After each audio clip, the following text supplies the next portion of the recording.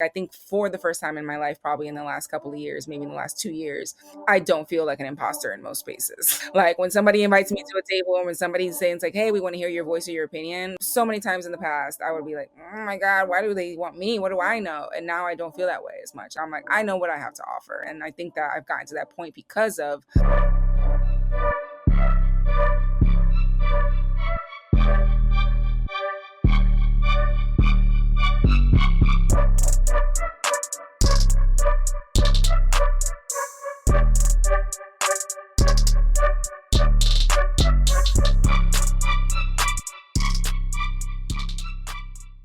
You're listening to Building Our Own Tables, a podcast produced for HowlRound Theater Commons, a free and open platform for theater makers worldwide. I'm your host, Yura Sapi, founder of multiple organizations, including Liberarte, a nonprofit nurturing artists for liberated futures, Protectores de la Tierra, a farm and food sovereignty initiative based out of Colombia, Balística, an LGBTQ plus healing and art space for communities in Latin America, and through all my programs, workshops, coaching, and this podcast, I've helped countless founders and leaders unleash their brilliance and build thriving movements. In this podcast, we share visionary solutions, stories, and snapshots to support you as a leader on your own journey of creation and transformation. This 5th season is especially meaningful. I'm recording while 8 months pregnant, and this experience of bringing new life into the world has brought a deeper opportunity for lessons in leadership, in legacy, and in creation, all of which I'm sharing in this season alongside the powerful voices you'll hear from. You'll hear from extraordinary founders building their own tables for their communities, their lineages, and for the planet in this evolutionary time. You are here for a reason, and I'm honored to be on this journey with you. So stay tuned and enjoy.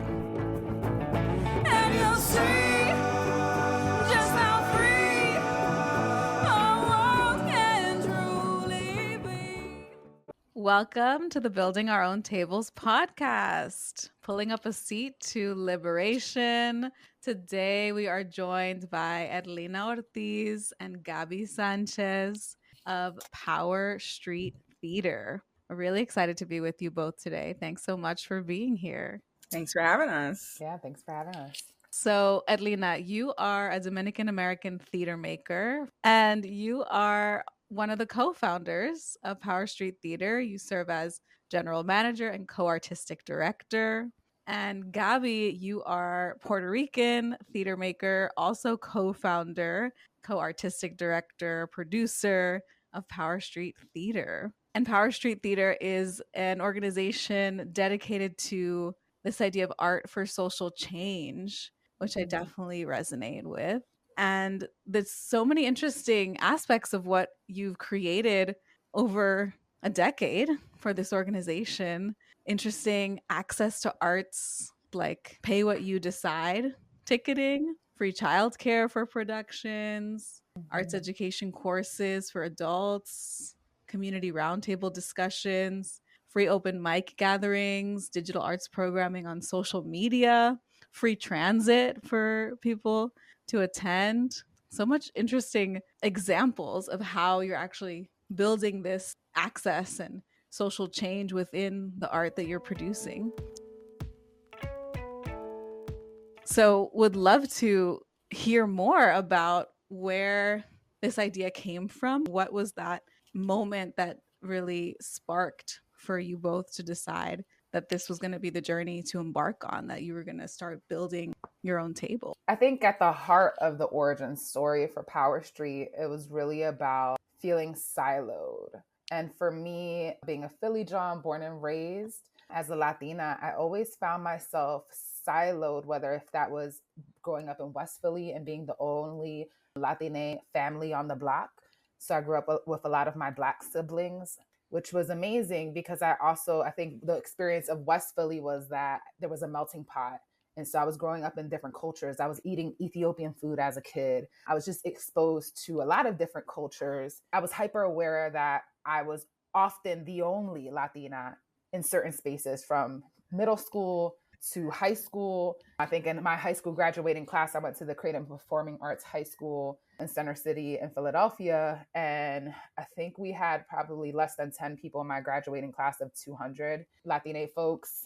And then I went to Temple University, one of the most diverse universities in the country, and still found myself siloed, still found myself very alone. And even in that graduating class, I think there was a handful of us.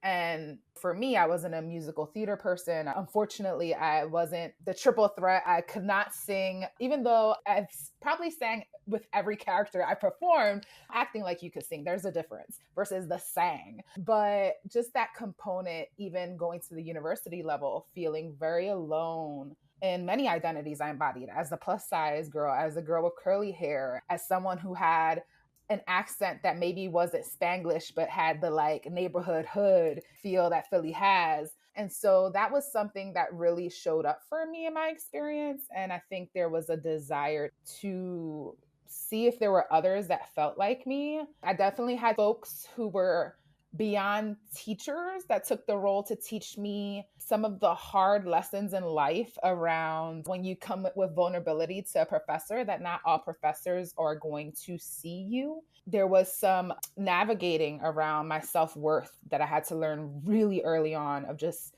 even folks telling me, if you want to make it, you need to go to LA where all the Mexican theater artists are, right? And me having a moment of being like, oh, you don't see me because I've been in your class for 2 years and I'm not even Mexican. You didn't care to know that about me. So I had to learn quickly that in order to make it in this field, I couldn't do it alone. And what that meant was that I was going to have to build my own table, but find the people to do it with. There was no way I was going to be able to do it alone. We put a call out for this show called Minority Land.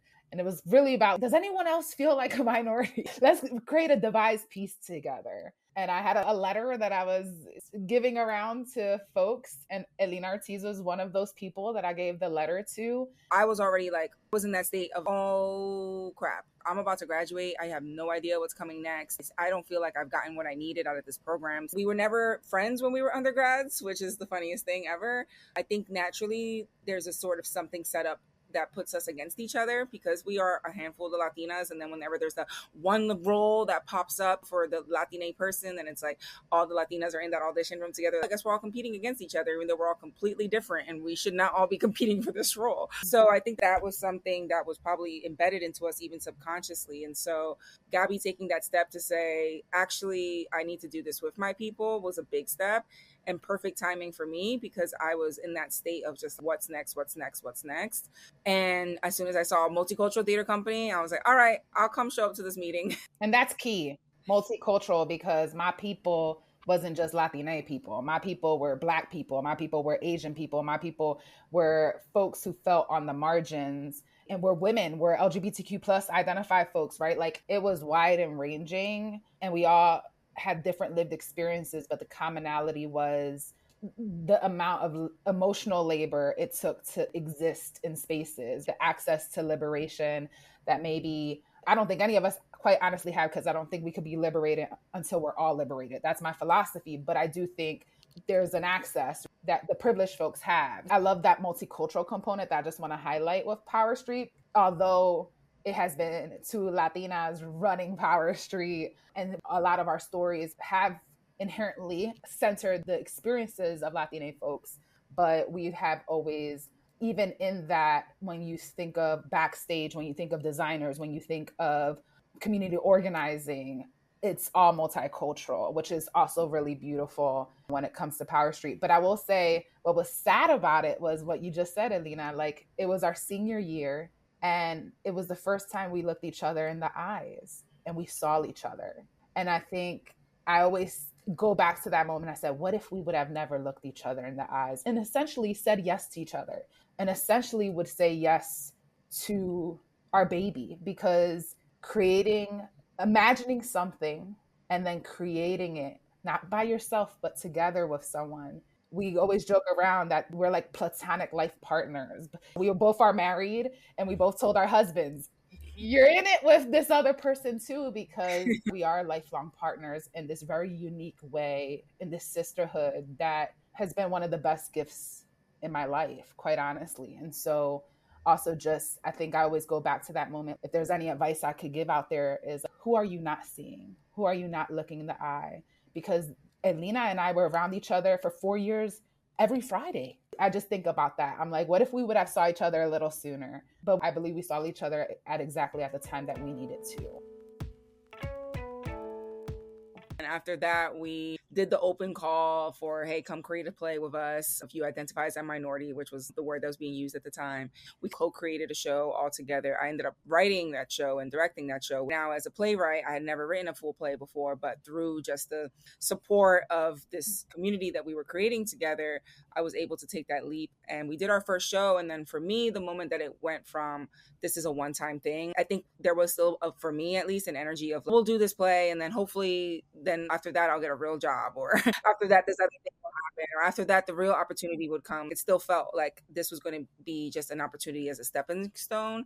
But we did our first show in North Philly in a predominantly Latina community. So it was the first time in my life as a theater lover that I was in a theater space that also was my people, seeing for the first time in my life this thing that we had created, which was a show about multicultural people in North Philly, performed by multicultural people from Philadelphia, and then witnessed by a multicultural, predominantly Latina audience in North Philly. My brain chemistry changed at that point. And then I was also doing the lights. So I'll never forget that.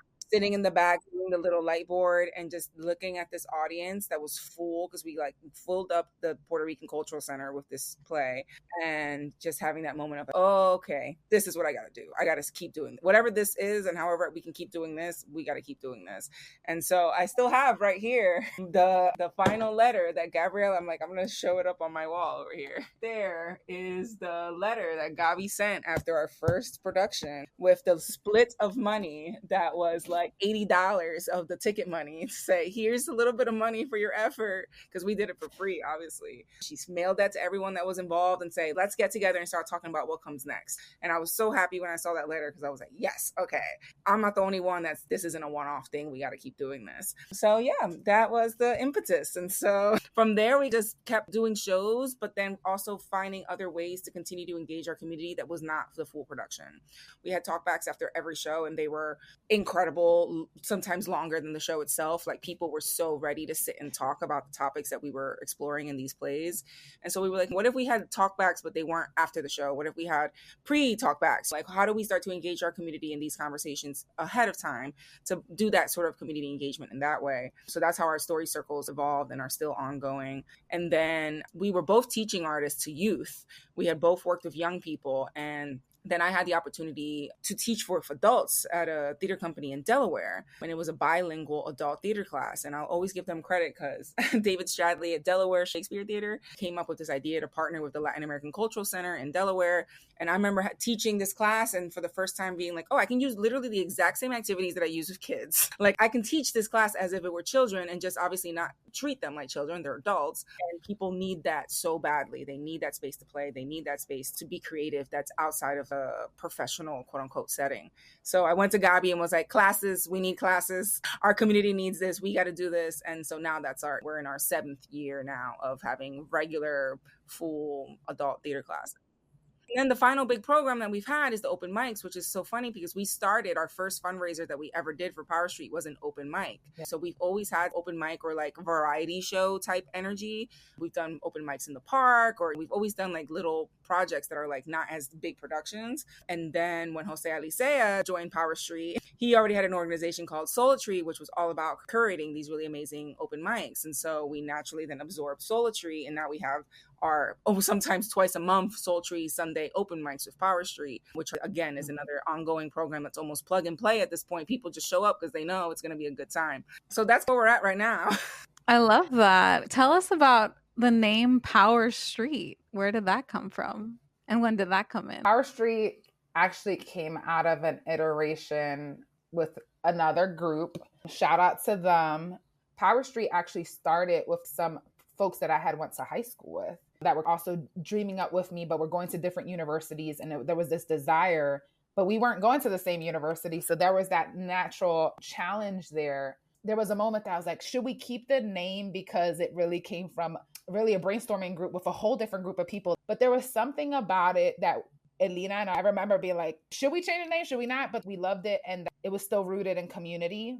And there was something about the reclamation of power. I think there was something about having street in there, that the barrio, the neighborhoods, the street, like we want it to be for the people. And so we kept the name, and everyone has wished us well who are part of the process or part of the ideation of the name early on. That's so real. Thank you for sharing that, because I feel like that's such an important thing that happens when we're building these initiatives or projects or collectives, that there are going to be changes in who is a part of it.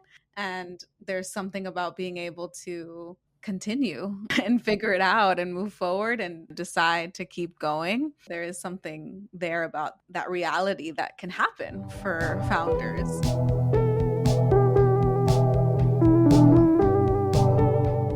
I'd love to get into this topic more on challenges that can come up, whether with people leaving or having different dynamics when it comes to who is a part of the group. But what are some other challenges that you faced in building this table over the past decade? I think this would be a perception of a challenge, and I wanted to bring it up.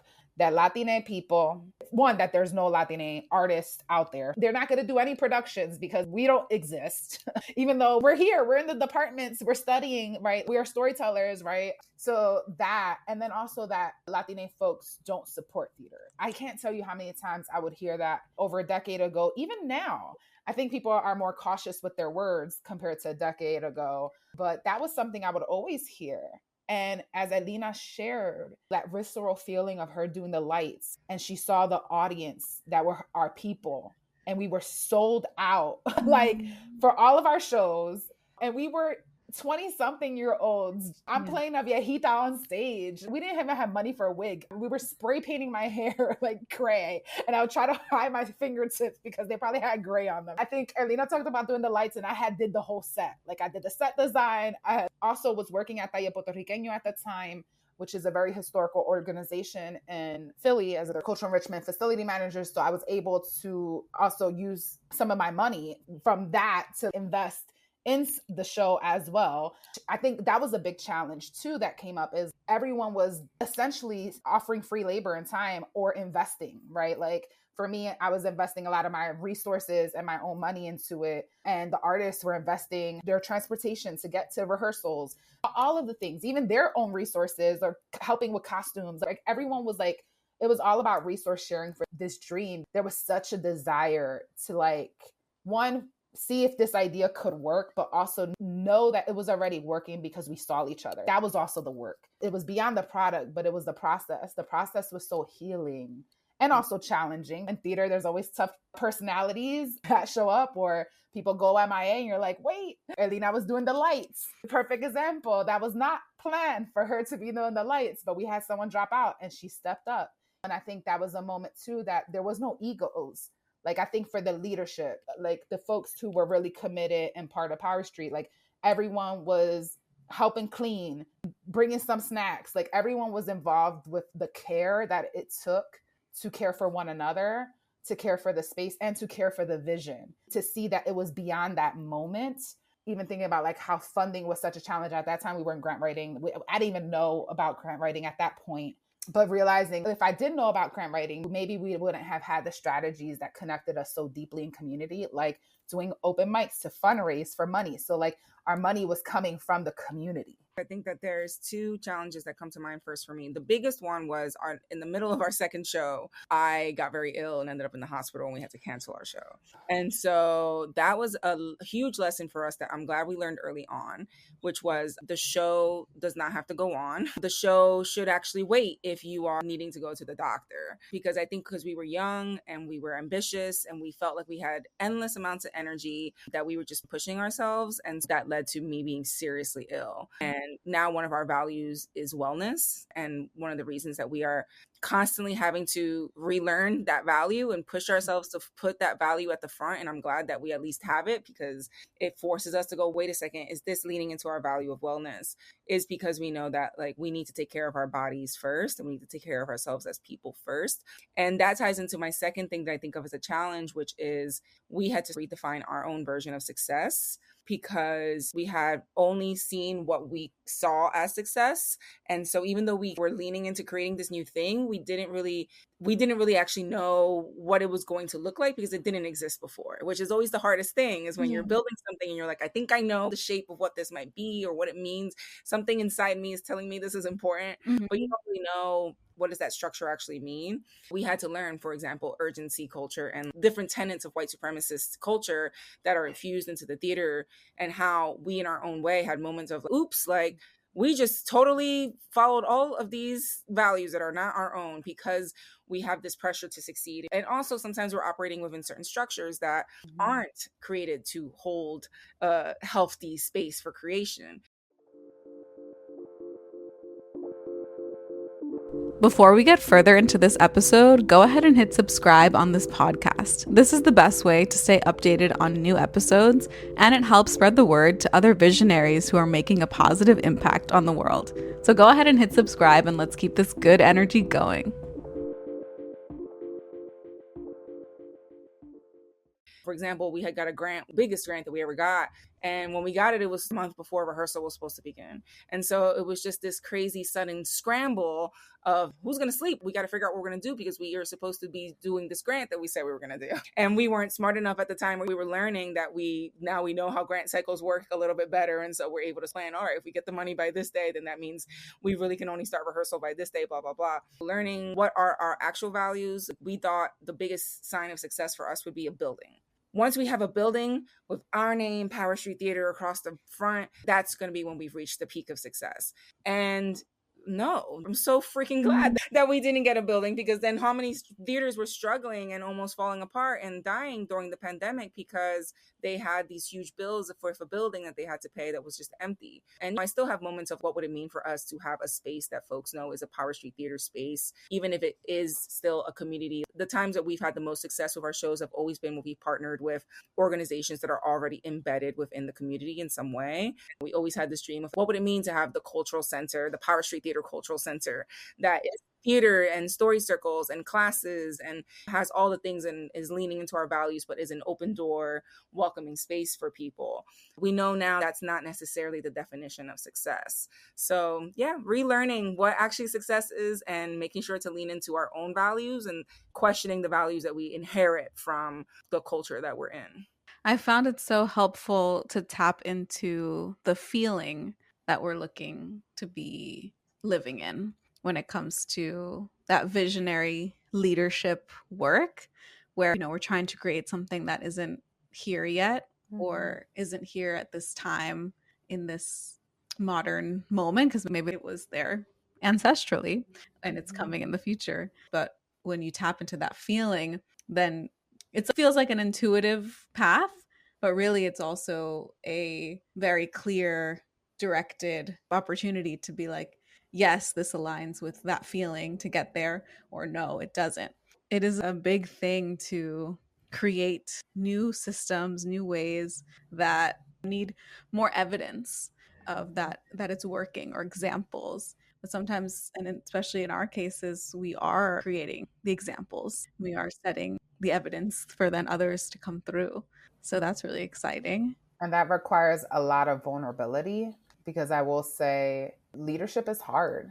I think one of the things is that we weren't afraid to fail, and we failed often. But I think one of the ways we've also been able to navigate that feeling of failure, quote unquote, is like shifting it to saying, okay, how do we learn from this? And I think we've always, even in our practices around having postmortems with our partner organizations, with former staff, collaborators, we take in the feedback, and also we realize when our moments where we can take accountability, but the reckoning too of folks taking accountability, because it's easy to say the leader's at fault, right? You're the person in charge. You're supposed to know it all. And I think we have been open to be like, we're figuring this out together, guys. Like being open to saying we don't know it. we don't know it all alone, but we know a lot more together kind of philosophy. And I think we've been transparent in that even from doing our musical back last summer, none of us had ever produced a musical before. It was the hardest thing I have ever done in my life.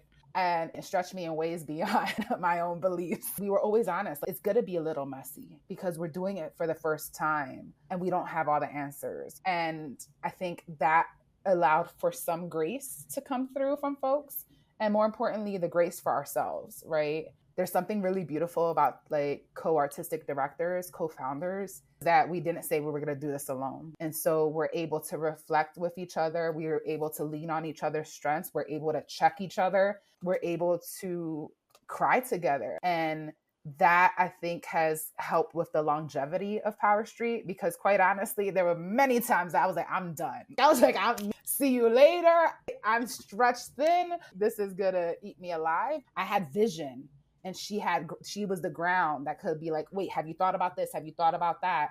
And so we really complemented each other, and it organically happened. And that was really cool too, was that we were able to speak a new language. I feel like we've discovered a new language with each other that I don't know how to explain. It does feel like its own language in our relationship with each other, in relationship to this bigger ecosystem. That's so beautiful. Wow. There was so much in there too that I'm just reflecting on. I know one thing that really came through to me, going back to this art for social change that you've mentioned about the organization, but it is one thing that Liberarte, our organization, is really passionate about, is helping bring the arts to the global understanding that it's really the arts that are pathway towards the change that we're looking for in these different areas, for us specifically racial, social, and climate justice, but that it is the creativity, the skills of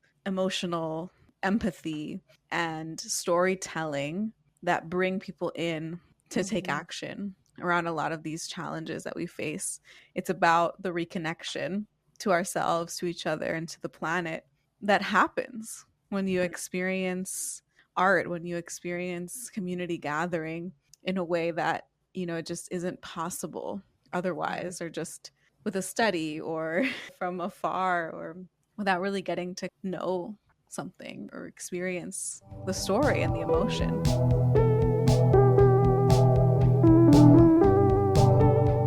This is the first time in our career that we are actually knowing what's happening more than a year in advance, because we got a 3-year grant. So we are able to, for the first time now in 13 years, look forward and plan way in advance, and also know that we have a guaranteed basic income, nothing to write home about, but enough to pay the basic bills and to have that foundation where you don't feel like, oh my God, oh my God. I've always had a full-time job and did Power Street. And so that also meant that we were doing rehearsals, usually evenings, and then I was grant writing after rehearsals. It was wild. That was pre me being a mother. I'm a toddler of a 3-year-old, and I have a bonus son who is 13.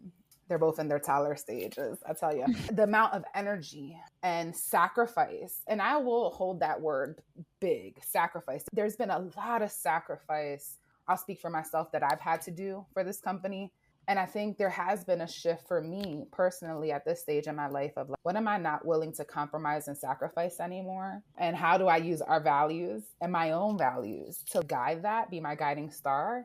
And one of the things I think after the musical, we were like, we need a year off from doing a production, like point blank. Like what needs to get sunset? What needs to remain? What gives us passion? I think I have been in this space in my life, that this discovery state of like, how do I want to spend my time? What brings me joy? And Power Street brings me an immense amount of joy. And I have limited capacity compared to who I was a year ago to 3 years ago. So there's been a lot of grace that I feel like Power Street has provided for me to find myself in that. And it's been beautiful and messy and an emotional roller coaster at times, because I think as you grow with a company, like you are also growing. And sometimes who I thought I would be has shifted. Like right now, I'm actually in philanthropy. I'm the executive director for the Philadelphia Cultural Fund, which was the first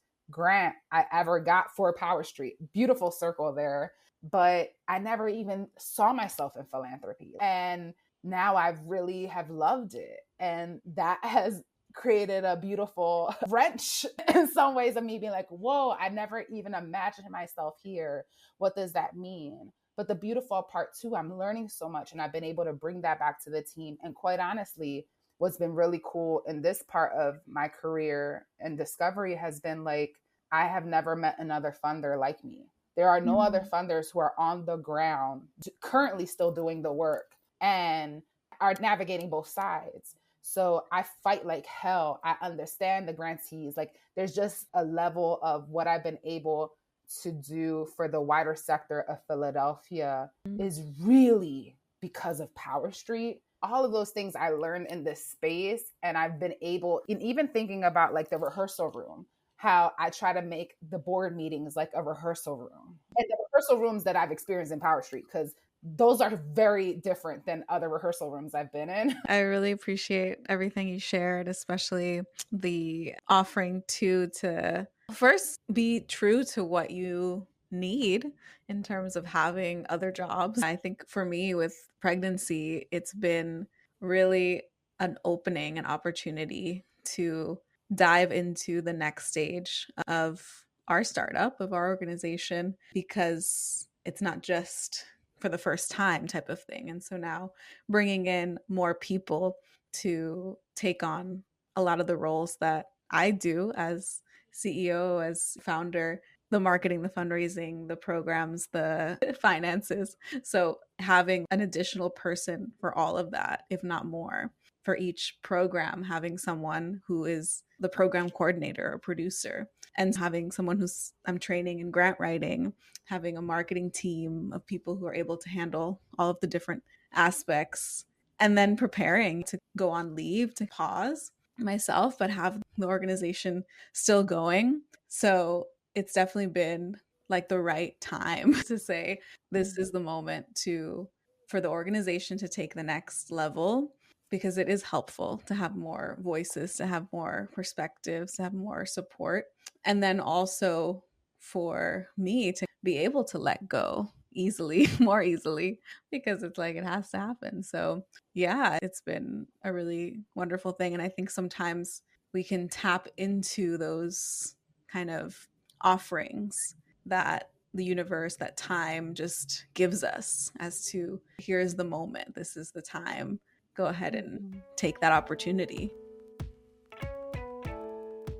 I think when we're just starting an organization, it is true that what we do have is like a lot of time, passion, and vision, and the ability to bring other people together as well. So I think it does make sense. And I think across all sectors, there's that story of the founder, especially in the first few years, you're really putting in 1,000% of what you have, time and effort wise, to bring something up. There's like a shift that has to happen eventually, where you do need to let go and move towards wellness and be like, is this what's really sustainable physically, emotionally? We share about this truth that it happens where we do like just go completely full for those first few years, and then later it does pay off, that there is other things that end up coming through the connection with that funder, that now you're working for that organization, and that was like the early on work that you've been doing. There's these like things that aren't,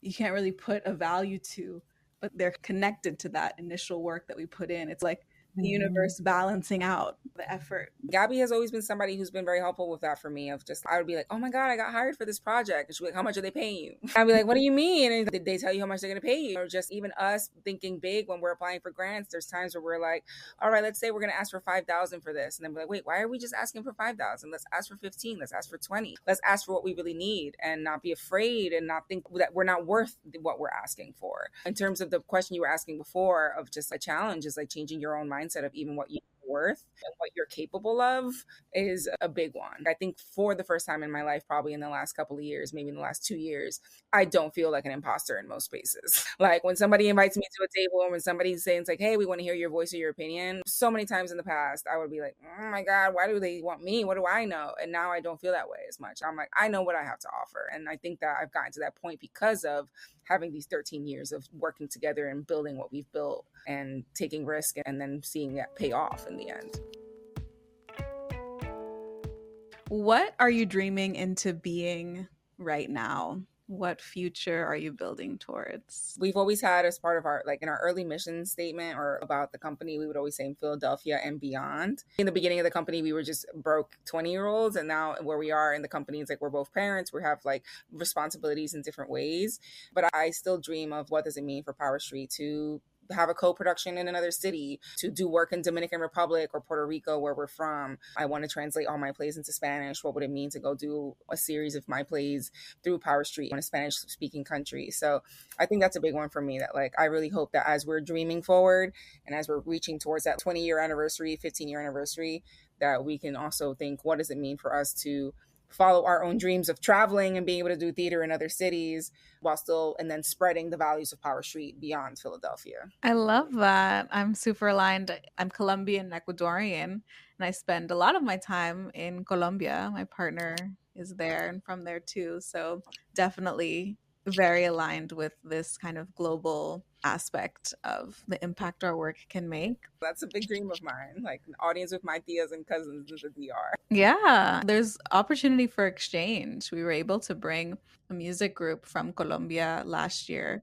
for a big tour, and then we helped their festival in Colombia. So there's people that come from here, from New York or from the US to Nuquí in Colombia, where we are. So there's a lot there. I'm definitely advocate for that part. I think what I miss a lot from Power Street was the days when I was a creative.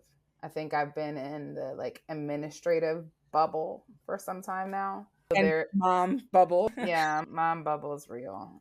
And so, yeah, I think that I've been in the bubble, actually, quite honestly, of extending all of myself to benefit community. And I think that's inherently who I am. And in some of that, I've lost myself as an artist, and it makes me sad and sometimes resentful. And I would love to discover with Power Street who I am as a mother artist now at this stage in my life. And I don't know what that means or looks like, but I know that we're doing a comedy class hopefully this fall. I think I was like, what would it mean for me to be a participant of our program? What would it mean for me to be vulnerable and do that? And so that's something I've been exploring, of what would it mean for me to participate as a participant and experience our programming in that way. And that's exciting because I'm like, we are also the people we're serving. We are also artists. We are also part of the community. How does my artist self take up more space in the company again? So that's something that I'm dreaming for myself. Yes, I love that for you. Thank you both so much. Please tell us, how can we stay updated? How can we follow Power Street Theater? Yeah, if you go to our website, you can check us out. You can check all of our programming at powerstreettheater.com. And you can also sign up for our newsletter, which goes out monthly, sometimes a little bit more once a month if we have a big event happening. But that's a great way to stay connected to our work. And you can also follow us on social media. We have a YouTube, we have a Facebook, we have Instagram. Instagram is a big one. That's probably our most activated social media platform, as well as YouTube. And then you could go to our website. And if you want to connect with any of us, you can look at our emails and reach out. Yeah, and if you're in Philly, look up Sultry Sundays because they happen, or just Sultry open mics in general, because if you're in town, it's definitely worth it to stop by. They're pretty much every month. We only take off in like December and January. So if you're in Philly at some point, look us up, and there's a chance that there might be an open mic happening that you can come through to. Yeah, a pop-in open mic. And shout out to Jose Alicia and Jaylee Croft, who are also part of Power Street, who helped this creation and this work continue. Yes, thank you so much, Erlina and Gabi. This has been a wonderful time. Thanks for joining us, and we'll be in touch. Thank you. This podcast is produced as a contribution to HowlRound Theater Commons. You can find more episodes of this show and any HowlRound show wherever you find podcasts, including non-commercial open source apps like Anytime Podcast Player for iPhone and AntennaPod for Android. If you loved this podcast, please share it with your friends. You can find a transcript for this episode, along with lots of other progressive and disruptive content on howlround.com. Have an idea for a meaningful podcast, essay, or TV event the theater community needs to hear? Visit howlround.com and submit your ideas to this knowledge commons. Thanks for pulling up a seat to liberation with us at Building Our Own Tables. Catch you next time!